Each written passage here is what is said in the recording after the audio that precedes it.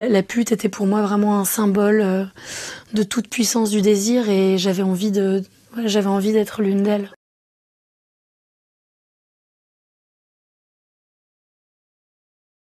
Ça donnera Charlotte.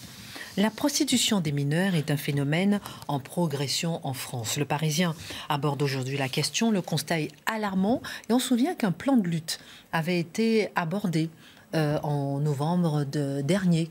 Qu'est-ce qu'il en est aujourd'hui ? C'est vrai que le Parisien en parle aujourd'hui pour savoir justement quelles sont les priorités du nouveau gouvernement, et le Parisien, pour leur rendre le fruit de leur travail, on va dire, a beaucoup travaillé sur ce sujet-là, notamment avec les acteurs judiciaires sur ce terrain-là, et notamment avec les acteurs judiciaires du département du 93, de la Seine-Saint-Denis, où le fléau est particulièrement présent. Alors en 2020, vous l'avez dit, avant même le travail gouvernemental, il y avait un groupe de travail qui avait été lancé par la procureure générale de Paris, qui avait travaillé sur ce chantier. Et en novembre 2021, l'année dernière, le secrétaire d'État qui était en charge de l'enfance, qui n'est plus le même aujourd'hui, mais Adrien Taquet avait lancé ce plan et il avait déclaré en le lançant: c'est un phénomène grandissant que la société ne peut plus ignorer. À l'époque, il avait donné une estimation. Il estimait qu'il y avait 7 à 10 000 mineurs qui étaient concernés en France par la prostitution et entre les mains de proxénètes. Il faut bien avoir ça à l'esprit. Et l'association Agir contre la prostitution des enfants, qui travaille énormément là-dessus, elle avance le chiffre de 10 à 15 000 mineurs, disant que les chiffres précédents cités par le ministre ont été dépassés en quelques années seulement. Ce qui est sûr, c'est que tous s'accordent à dire que la situation empire. Elle empire sur le nombre d'enfants concernés, sur le rajeunissement des mineurs prostitués. Ils découvrent maintenant des jeunes filles qui sont prostituées avant 14 ans. Alors, c'est pas moins glauque à 15 ans, mais avant 14 ans. Presque des enfants, c'est ça.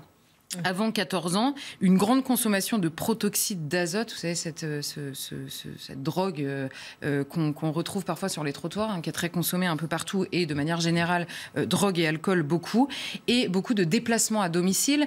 J'insiste là-dessus parce que ça rend les enquêtes beaucoup plus compliquées. Pourquoi les déplacements se font à domicile et dans des hôtels qui ne sont pas à côté des domiciles des gens? Ce qui rend tout beaucoup plus compliqué, c'est que, vous savez, en 2016, il y a une loi qui a été votée qui considère désormais les clients des prostituées comme des délinquants. Et comme les clients sont désormais recrutés sur Internet, et en plus, là, vous ajoutez l'aggravation de la minorité de la jeune prostituée à laquelle ils ont recours, ils préfèrent avoir des rendez-vous dans des hôtels qui sont parfois même complices, soit loin de chez eux, soit carrément à domicile, pour évidemment rendre le travail des enquêteurs impossible. Et alors, pour vous donner, j'ai noté 3 choses qui montrent un peu l'ampleur du phénomène.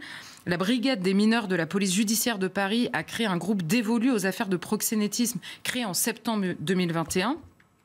En 4 ans, alors là, c'est l'un des 3 référents proxénétisme au parquet des mineurs de Bobigny. Dites-vous bien qu'au parquet des mineurs, il y a 3 référents proxénétisme. Moi, franchement, je n'en revenais pas. Qui ne s'occupent que de ça, au parquet des mineurs. Incroyable. Bon, parce qu'on découvre aussi, en travaillant sur ce sujet, que parfois les proxénètes sont eux-mêmes des mineurs, et parfois même des filles mineures. Voilà.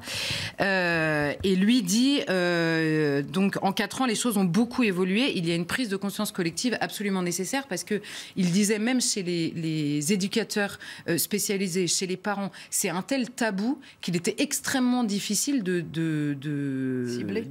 Oui, puis de dénicher en gros les victimes de cette prostitution.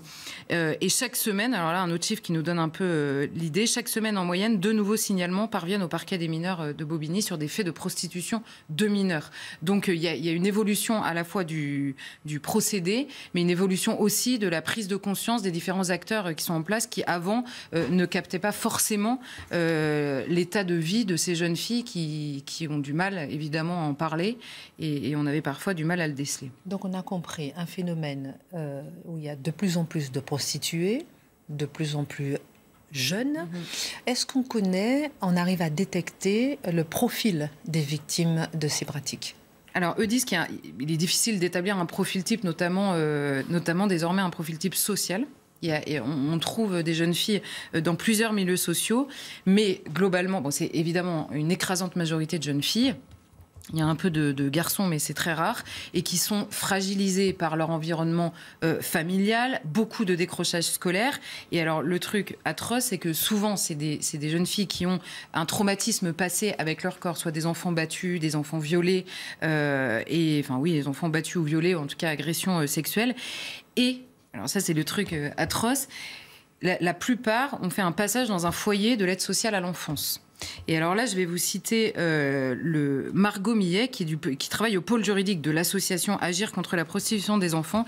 Elle qualifie, les abords des foyers de l'aide sociale à l'enfance de, ouvrez les guillemets, lieu de recrutement pour la prostitution des mineurs.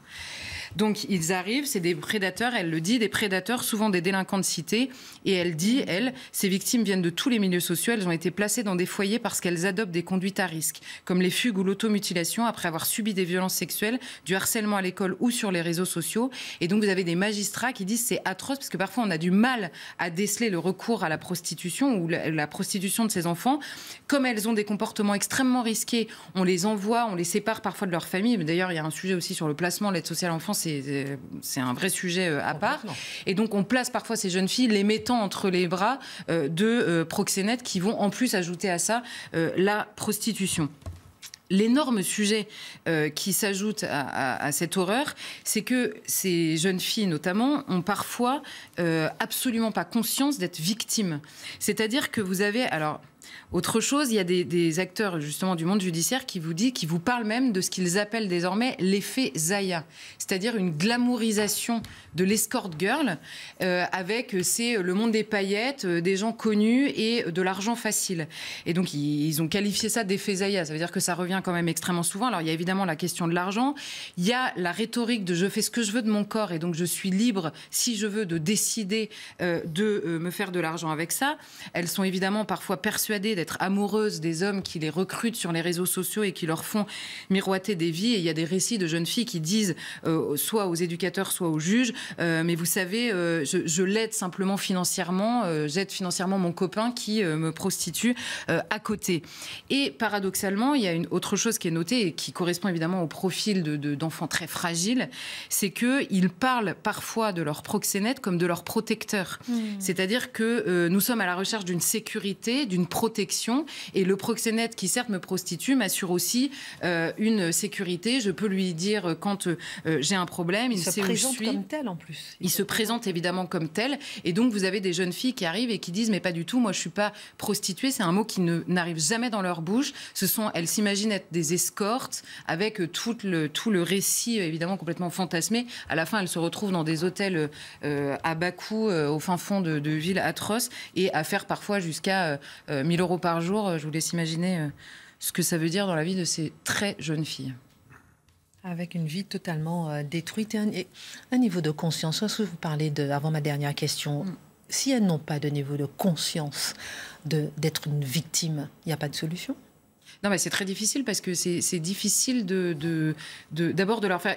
Eux disent, il y a des jeunes filles qui ont un traumatisme sexuel initial et donc essayent de se réapproprier leur corps justement avec la rhétorique de « c'est mon corps, donc c'est mon choix, donc je me le réapproprie ». Et il y en a beaucoup aussi qui sont tellement dégoûtés par leur corps après le traumatisme vécu que elles ne s'en occupent même plus. Enfin, ça n'existe même plus, quoi. Alors, comment réagissent les enquêteurs et la justice devant ce phénomène en augmentation? Exactement comme vous venez de le faire, c'est-à-dire si elles-mêmes n'ont pas conscience d'être victimes, comment est-ce qu'on peut faire? Il y a 3 choses qui rendent le travail à la fois des enquêteurs et de la justice extrêmement compliqué. C'est d'abord l'ambivalence de ces jeunes filles, ou jeunes garçons, mais jeunes filles essentiellement, sur leur propre situation. C'est-à-dire qu'ils ont parfois affaire à des jeunes filles qui ne veulent pas collaborer à l'enquête, qui n'utilisent pas du tout les bons mots, qui n'ont pas le même regard à la fois sur leurs proxénètes, qui sont au final persuadés d'être libres, et donc il y a un manque clair de coopération. Ensuite, il y a la question de la délinquance non visible qui demande des moyens, notamment pour les enquêteurs, les policiers, des moyens énormes de filature, de mise sur écoute pour remonter